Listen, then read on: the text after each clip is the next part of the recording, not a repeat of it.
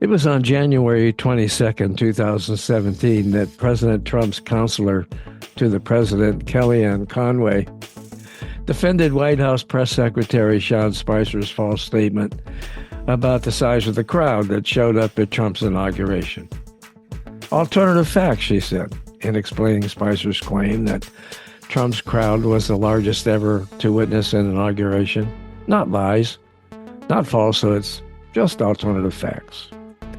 Now, our guest today is Ted Griffith, author of the upcoming book, Theater of Lies, Misinformation Divides Us, with Purpose, How to Protect Ourselves and Why We Must. And it'll reveal the secrets that leaders in business, media, and government don't want us to know about the lies and misinformation that they spin. So stay with us.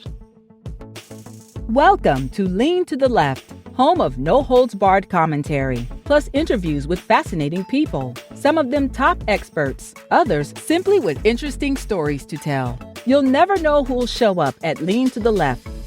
Now here's your host, Bob Gaddy. Ted Griffith is a 40-year communications professional, not 40 years old. He's been in the business for 40 years, who has spent his career mastering and employing the tools of mass persuasion. A communications professional who has spent his last 40 years learning and employing the tools of persuasion, Griffith has represented high-profile leaders in sectors such as mining, energy, healthcare, water, tourism, waste management, municipal and provincial governments, and amateur and professional sports. He served as vice president at Canada's largest PR firm, National Public Relations, and was its #1 consultant for several years. He's got expertise in crisis communications and worked behind the scenes on the 1988 Ben Johnson Olympic steroid scandal, Canada's tainted blood scandal, power failures, and various product recalls. Ted, thanks for joining us on the Lean to the Left podcast. Appreciate it. Thanks very much. Appreciate the invitation. You know what? Crisis management always has been an interesting topic for me. I was in the PR business too for a while. I never did have to deal with the crisis where we had to make things seem a little better than they really were. Is that how it is in crisis management? You try to gloss over things and make it seem a little bit better than it really is? Not if you're doing it right. Okay. People deserve the truth. Right. We're going back in time. Do you remember it was back when Reagan was shot? Of course. And then the general, I forget his name now, but he wasn't the head of defense and he wasn't the chief of staff of the White House, but he stood up in the White House press room and said, "Don't worry, I got everything under control. Right. I'm in charge." I'm in charge. Yeah, I'm in charge. It was a general. And people went, "Excuse me, I think there's a vice president, and I think there's other people that are doing this." It was almost like a quick coup here to have a military general stand up. And I think that was his attempt at that time to say, "Don't worry, it's okay. The president's been shot, but I got it because I'm a military guy."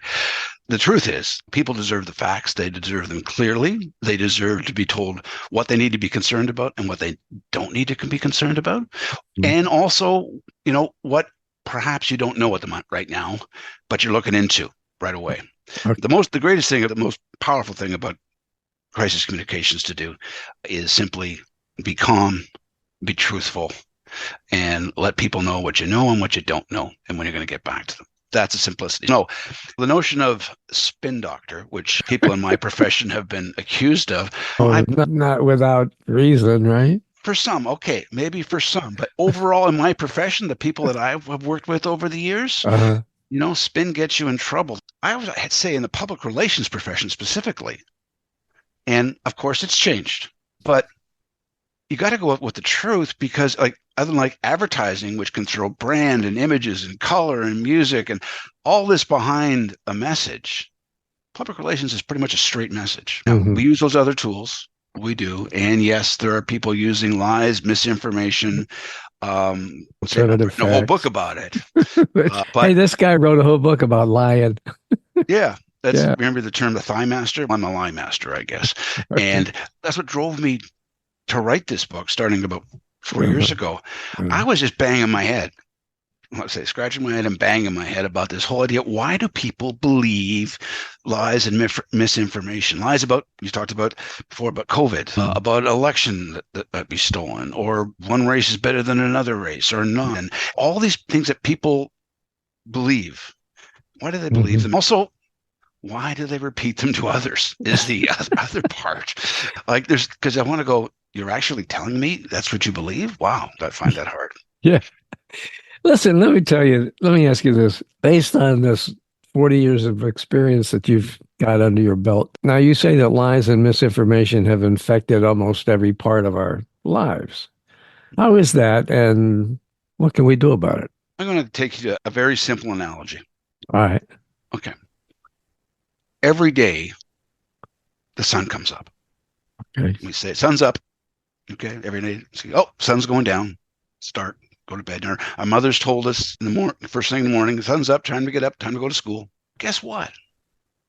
The sun doesn't rise. Right. Our place on the planet turns towards the sun in the morning, and in the afternoon it comes back around and it goes into dark, and we go into the dark side. It's the planet that's turning. It's not the sun. Okay. Now, that doesn't sound like it's earth-shattering. Okay. Oh God. Right. Because we've all been talking about this and known this sunrise, sunset for millennia. But it's a teachable moment that says what you experience might not be actually what's happening. And that's where I see it really beginning. I'm not saying we should go tell people, well, no more sunrise, sunset, not on our smartphones anymore than when the sun's coming up. But it's a teachable moment for people, I found, when they realize it's some way that we've been brought up to accept something as fact, which actually isn't true. It's part, yeah. So why are lies so often used to control people? We've certainly seen that in this Trump era. Most basic principle about why lies work is a principle of persuasion, my business. And whereas all of us believe that we just make decisions on the facts, but go in, and you and I are the same age, approximately. You don't see it too much anymore. But you remember we used to go into the car dealership? Yeah. I love the new cars coming out. I love the smells and all that kind of stuff. And the brochure that they gave you of the new Mustang you wanted or the truck you wanted, that beautiful glossy brochure. Right. Where were the facts about that truck or that car? The last page. There were 16 pages of photos, beautiful stuff. And then at the end, there was the actual facts and details about the truck. We didn't buy that truck or that car because of the facts in the back of the page. We bought it because there was some sort of resonance that we want this truck. It hits something. We want this car. Exactly. Emotional resonance is what makes people have decisions. They use facts, or what I call, let's put them in a bucket, whether it's facts or lies. They use proof points to justify their decisions. They don't use them to make their decisions. It's how that resonates with you. And that's why so much of why you hear the term I use for emotional resonance is you had me at a low, or I really like the way that guy's talking. Okay. That's emotional resonance. And that is what is driving people to believe anything that comes out of their mouths. Yeah, I really like the way that guy's talking. That's what people have to say about. That's why they support Trump. Basically. That's what they repeat that over and over again. You hear that in that it's just a guy that he's standing up for what I believe. Yeah, and that's probably the case. Yeah, actually. But what they believe are lies and misinformation. Yeah, that's right. Because he really doesn't give a shit about those kind of people. Anyway. How can people figure out, how can they discern whether they're being fed lies or alternative facts by people in power? Number one, I've got 3 C's that I focus on in the book, Theater of Lies. All right. The first is you have to care.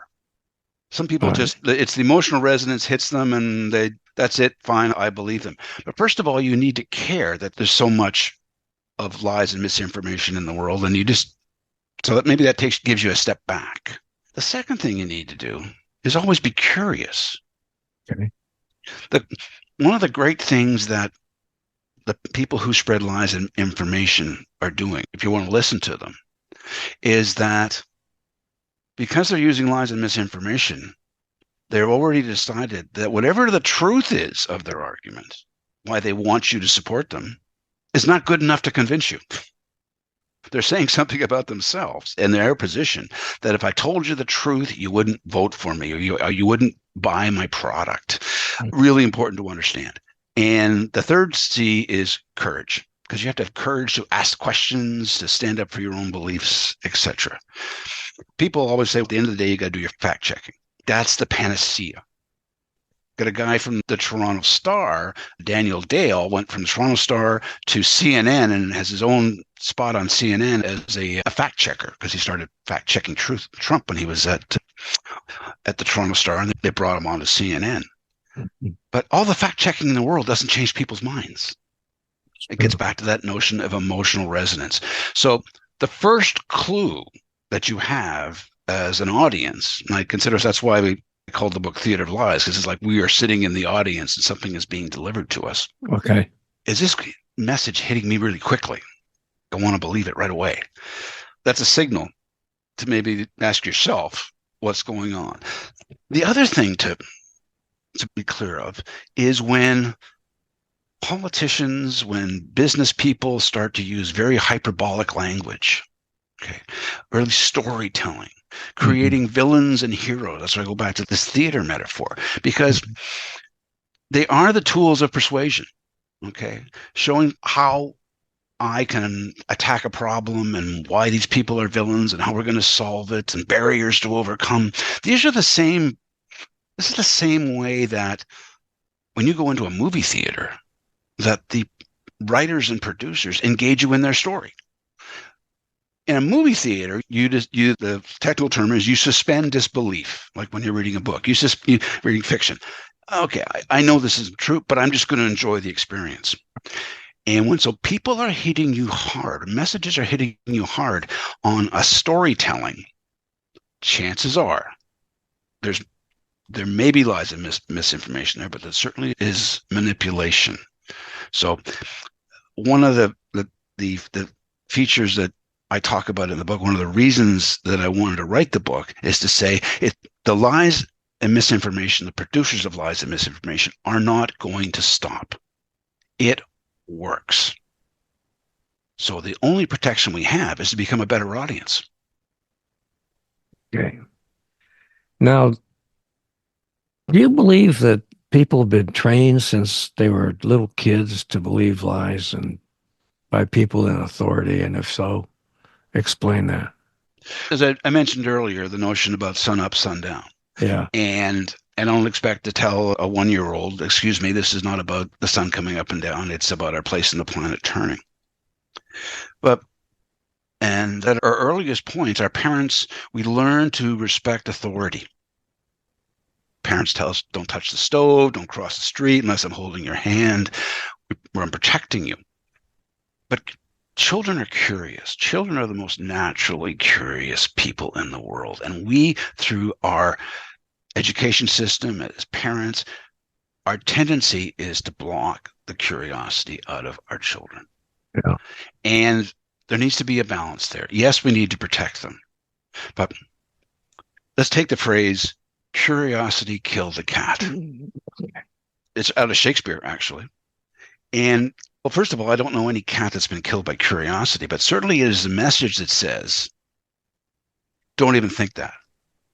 Go back in your lane. It's a basic closure of your thinking. As soon as we often, and to get back to your question here, your question of how we raised, it's almost like that mother at the head of the table or father when you ask a question and they say, we'll have none of that discussion here. Yeah. If you want to question God or religion or the economy or anything that your parents don't want to talk about, the answer is we're not talking about that. And that kills discussion. Ideology is to relate to another question. Ideology is the biggest killer of curiosity and the basis for lies and misinformation. Because if you're ideologically centered on anything, you close off your mind to whatever other facts or truths might be out there. And That's one of the biggest challenges that's facing America and the world, is we are getting ideologically more divided. It used to be that right and left could have a discussion. At the end of the day, whoever ran the government, it'd be a little this way, a little bit that way. Now we've stretched that. We've taken that point and we've made left and right hate each other. And that's the danger. Yeah, it sure is. I'm just wondering how it is that someone can believe something that they don't know anything about. It is, part of it is, from my research, it's evolutionary. It's almost in our DNA. When we were tiny little mammals, when we were living in predatory environments, as whether cave people or on the plains, you had to make decisions pretty quickly if that animal was going to eat you, or this was a dangerous place. If you look over that cliff, I'm going to fall and die. We needed it to survive this quick, intuitive belief in a situation and make decisions. So that instinct is still within us to make quick decisions that protect us. It's one of the reasons why we do lie. We lie to ourselves because it protects our beliefs. It protects how we feel about our family, our job, and who we're going to vote for. That it's a sense of initial protection that you leap to. And it's something that, it's really what concerns me. It's what the producers of lies take advantage of, because like in a movie, they raise the stakes. Look what happened in America. When Trump first started to run for president in 2015, he started with, the Republicans don't make me the nominee, I'm going to just create my own party. He was denying the Republicans power to actually make them the nominee. Started from that, and Mexicans crossing the border and they're rapists and we got to build a wall and somebody else is going to pay for it. All the way to now, they've raised the stakes all along till we got the point that now democracy's at stake. Yeah. And that's what lies and misinformation have done. How they divide us with purpose is by completely raising the stakes. Because if a truthful communicator will show you a problem, say, and try to persuade you that I have a solution to fix it, and then you fix it. Okay. And then you move on. But if you're basing your argument on lies and misinformation, you can't fix it because there's no real problem to fix. The only thing you can do is to keep raising the stakes. Yeah. And that's the theatrical writer's technique, director's technique that producers of lies and misinformation to use. They keep raising the stakes to the point in America now, and it shocks me, just absolutely shocks me, that America, who the crucible of democracy, the first country with a constitution, now has democracy as the ballot question. Yeah. Incredible. What happened to the economy? What happened to healthcare? What happened to education? What happened about my tax rates? Those are basic ballot questions. Now it's democracy. Wow. That's the power of lies and misinformation. As you said a minute ago, you wrote a whole book about lies. It's called Theater of Lies. What role do you expect your book to play in the 2024 election? Being an enlightened capitalist, I'd like it to do very well. But my hope for the book is it gets people to take one step back, just one tiny step, and say, what messages am I being delivered? My hope is that my book is written to be neutral. Okay. I'm not writing as a liberal. I'm not writing as a conservative. And I'll say right here, I have voted in my own country as a conservative many times, but I've fundraised and helped get elected liberals, conservatives, socialists in our new Democratic Party all across the country. Right. I'm not ideological.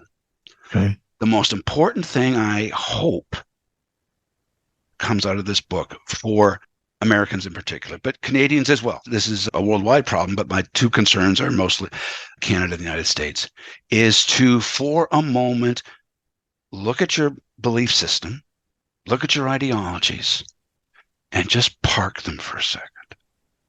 I say, Don't worry, they're safe. You can have them back anytime.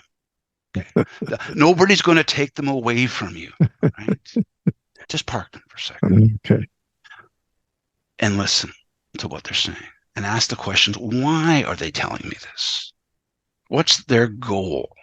Somewhere in there, they'll tell you their goal. And it's not just about being elected or buying somebody's product or supporting a windmill, wind power versus nuclear. It's not about that. Why are they telling you this? What's the reason? And how you hear and really listen is by parking your ideologies just for a second. And again, don't worry. Nobody's going to take them away. You can go back to them at any moment. Okay. So the crux of your book, how does Theater of Lies deal with this whole issue of misinformation? There is one chapter, which is a sort of a checklist to go through, part of which I just talked about. The parking your ideology is one. There's a point that about simply asking yourself the question, what if the other side is right? What if? Just play that game. Okay. I've talked about be curious. Don't accept things necessarily as they are, even though they could be absolutely right. But just ask yourself the question, why are they telling me this? What information are they using? And where, even if I have to get out of my tribe, that's why I get into this whole park your ideology thing. You don't have to tell the world about it, just yourself. And take that moment. The other thing that's really important is to encourage curiosity, as we talked about. I think there's things we have to do as individuals, as we talked about, parking around ideology and being curious.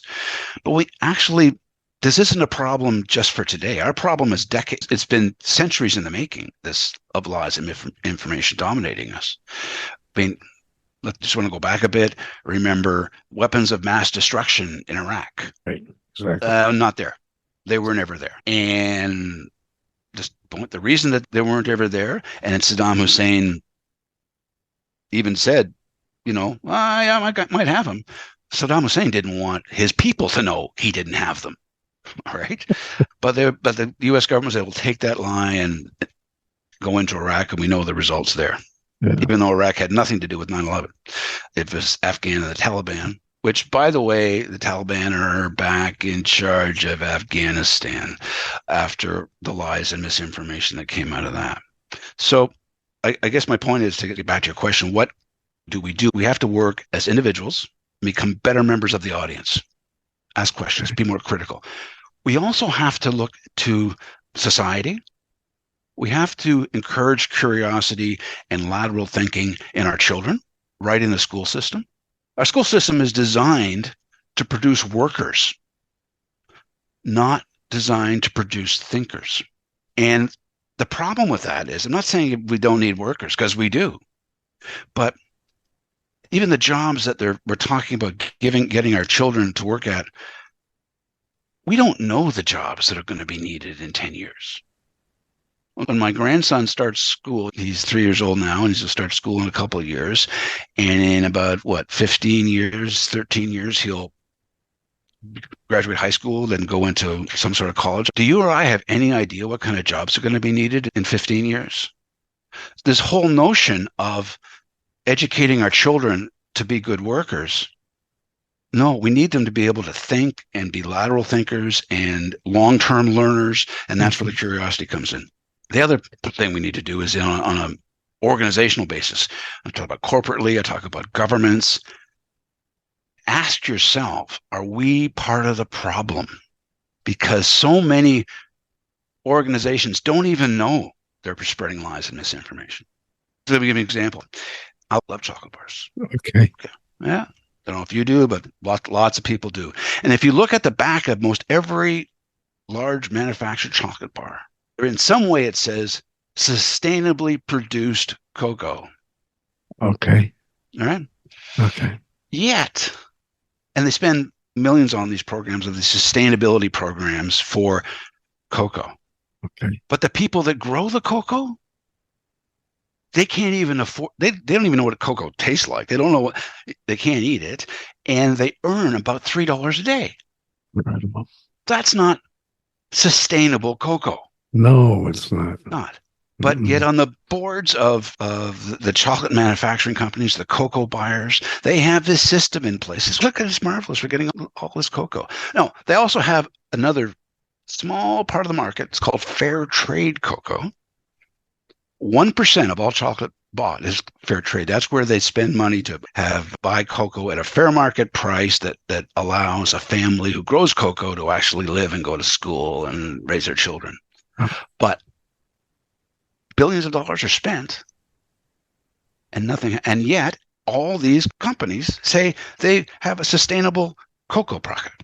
I'm sorry, it's not that. So my note is this, is that you've got a board, the manufacturing of chocolate, multi-billion-dollar industry all around the world. You have people on the board of directors and in management who think they have a sustainability program and they don't. So they're actually spreading, I won't call it a lie, I'll call it misinformation. But you moved into an area I wanted to talk about when you brought this up, and that's climate change. One of the issues that's often the subject of misinformation, of course, is climate change. How has climate change been affected by lies and misinformation, in your opinion? That's a big topic for a couple hours, and I'd actually like to maybe get back to you sometime and have a longer discussion about that. We can do because I think there's a lot of information that has to get out there. But I'm going to go back to basics, because part of the power of lies and misinformation is a tactic that producers of lies and information will do is they will take a word, a term from the opposition and twist it around. Okay. And the climate change advocates made a decision, and I think when you go back to the International Panel on Climate Change, they moved away from the term global warming.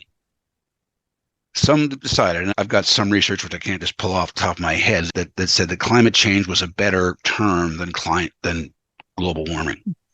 And we can debate the reasons why they went there, and that's why I think it's a longer discussion. But what's happened is that the anti-climate change people have been able to take that term and throw it back in everybody's face. Because change is something that's, well, the climate's changing. It's almost like the weather changing, all right? Yeah. That's been part of their term. Whereas global warming, I take a pill every day to manage my cholesterol, because my cholesterol is getting higher. Okay. Now, that both prevents heart attacks and other things like that. But it would be like my doctor saying to me, we're not talking about your blood pressure's high or your cholesterol's high. They would talk about, we need to protect your heart. Whereas saying my cholesterol's high is really a better thing that can be measured. And I think that's part of how losing the term global warming and replacing it with climate change has been part of the problem.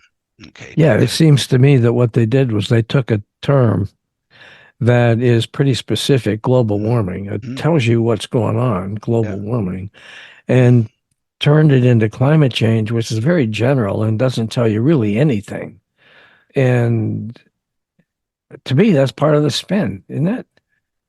Yeah, there's even a memo out of the Bush administration that had been pointed to, and I have a copy of it, whereas an advisor to the Bush administration on the issue of the environment said, use climate change, don't use global warming, because climate change is more palatable to people and it doesn't raise fears. Guess what? They're right. We don't have enough fear behind global warming and rising sea levels and loss of habitat and changes in food and all the impacts of global warming. And we don't measure climate change too much. We actually measure global warming. We measure degrees going up in the world. So it'd be easier to track, easier for people to understand. And it's part of the problem that I'll call it the climate change proponents have done, is in order to make it more palatable, they use the word climate change, and it's now been turned around and used against them. Mm-hmm. My other example on that, it's not climate change related, is the word woke. Oh, yes. Oh, okay. Don't you hate that? I never liked the word in the beginning. I remember it was one of those things that as a writer and a communicator, if I've got to stop and look it up as to what it is, okay, it's not the right term. And where it comes from, woke comes from Black American street slang. Okay. And it comes from the point, it came out in the 60s. It was written an article in the New York Times. And it was a recommendation by a black writer to black youth about be woke when you're around the police, which was be aware that as a black youth, you are going to be treated differently and be careful what you do. So and I'll just call left for lack of a better term, the left took this and said to be woke about other things, made it their own. Now, they could have just used the word be aware, but because it was a strange word, the lies and misinformation people were able to create the term anti-woke. Now, you don't know what woke is, but if I'm more right-wing, far conservative, anti-woke sounds something, because I like to be against things, okay? So being anti-woke gave that power. But could you stand up, and would people stand, like what Governor DeSantis has said, that Florida is the state where woke goes to die? Yeah. Now, would he say this?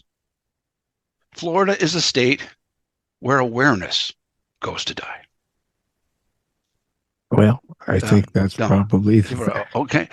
That's the problem when you create these fancy new terms. The other one is critical race theory. My Lord. Okay. Again, I remember seeing it for the first time, and I write about it in the book. I went, I got to look this up. What's this about? I'm an intelligent man, been around the business for 40 years, and critical race theory, where does that come from? As opposed to Black history and its impacts. Yeah. Okay. That's what we're talking about. It is. But because it can be critical race theory, and then it becomes CRT, now the other side, who are promoting lies and misinformation, say, no critical race theory. And of course, if I'm not taking the time to think, which most people don't, that sounds good. They're forcing this critical race theory, and people don't even understand what the word theory is. They say, oh, evolution's a theory. Gravity is a theory. That's not how science uses the word. That's another topic. But words are very powerful. And so part of defending yourself, and as organizations and governments who want to have people on their side, or political parties, you got to use the right words. Yeah, for sure. And simple, clear communications is what I preach in my business. And it's what I preach the world, because as soon as somebody starts to spin something, that's when we ask, when do you know? When they throw these other terms out, when they create this new language, which we love to do. Simple, clear language is the way to cut through this. You mentioned your business. Just real quick, what does the Fixers Group do? What do you do? It was a moniker, being the fixer, that my clients used to call me. And I started in this business, like so many, on what I call the marketing communication side, and which was, at the end of the day, to me, a fight for which toothpaste was better than the other toothpaste. Okay, didn't really get me up in the morning. Really? No, but fixing problems, and so many problems are communications related. Yeah. That if you just went, and now there's strategy involved, of course, about the right thing to say at the right time to the right people, with the right people saying it in the right way. Right. Yes, that's not spin, that's strategy. And often I found that how I fix things, how my company fixes situations, whether it's a power plant that wants to go into a neighborhood that nobody wants it, or a big layoff of people that people don't want to have layoffs, or any issue. Right. Is to make sure that all sides of the issue get the same clear, simple information. Okay. And because that's often what most companies that we get hired by, they've started defensively with problems. Okay. or denied that it's there. And so we fix things by getting all people to have the same information. So you're still doing this? Yes, I am. Yes, we still have a vibrant client base. Yeah. Because what you said, you and I are about the same age. If that's the case, I guess maybe I better get off my lazy butt and start doing something besides podcasting. You know what? That's a full-time job. I've looked at people who said to me, Ted, you should do a podcast on lies and information. I said, I'd have to have a machine behind me. I'd have to be like Jordan Peterson. Yeah. And he's a guy, I'd love to debate Jordan Peterson. That would be I've said that to the people that I work with and who are helping me on this book. I said, if there's a debate I want to have, it's with Jordan Peterson. That would be that's the top you can reach for. Not expecting to reach it today, maybe in a couple of years. Yeah. But this gets me up in the morning. And so, yes, I talk about it. I want to do more, frankly, of doing seminars for companies on how to find lies and misinformation in their own business. Like I talked about the chocolate side, and there are other industries like that. I'm always in my entire life been doing work that I would do for free if people didn't pay me. I've always loved the challenge of communicating ideas, and specifically what I call, and what I learned even more through this book, was persuasion. Persuading people to change their minds. When's this thing going to be published? It should be available in sort of the Amazons of the world at the end of February, I would say, middle to late February, and then major retailers after that. And yeah. Okay, cool. Now, how can people reach out to you if they want to get a hold of you? You can reach me at TedGriffith.net. Okay. That's my author site. And there's also my business site, which is ted@thefixersgroup.com. Okay. Both are available. And of course, I'm on social media. Okay. You can find me there. Just Google Ted Griffith. There's a few of us out there, but I'm the only old guy that's bald and has a beard. So that's how you can find me. Okay, Ted, is there anything else you'd like to add before we wrap it up? I think it's important for people to remember and I've talked to a lot of people about this when they say I'm writing this book. It says, "Oh, that's so good that you've done this." Mm-hmm. And I'm saying, when you read it, you might not think so, because it says you in the audience have a responsibility.